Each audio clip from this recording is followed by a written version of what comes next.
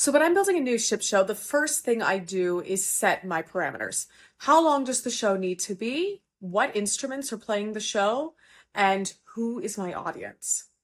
Once I know the parameters of the show, I can start choosing repertoire for the show. So once I know how long it is, say 45 minutes typically, I can usually fit about 10 songs in between the singing and the talking.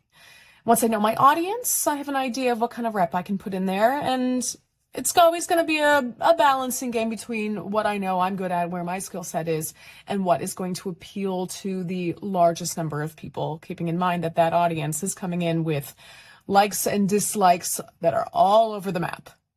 Once I've decided on my repertoire, the next step is getting it charted. So as the performer, I know that I am responsible for showing up to the ship to do my show with the music for the musicians. So I set in my parameters, what the instruments are, could be anywhere between a trio with just piano, bass, drums, perhaps all the way through to like a 7-piece, piano, bass, drums, guitar, sax, trumpet, and trombone.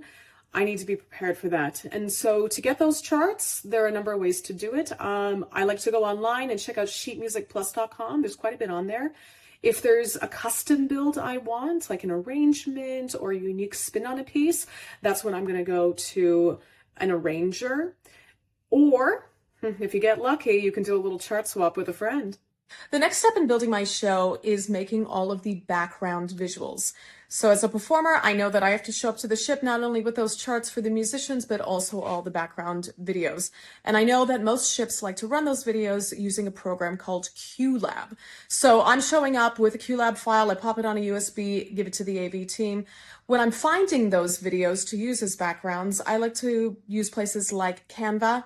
A pro membership gives you access to a lot of great video content. Adobe has tons of great video stock, and Storyblocks is another website I use quite a bit.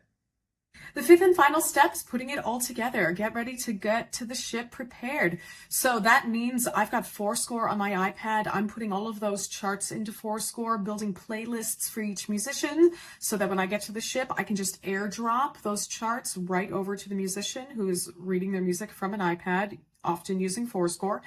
It means that my USB is ready to go to give to AV. I've got my QLab files on there with my video backgrounds. I've also got any backing tracks, any click track as well in there. And I'm good to go. And that's how I build a ship show. Oh, and practice it. Definitely practice it, yeah.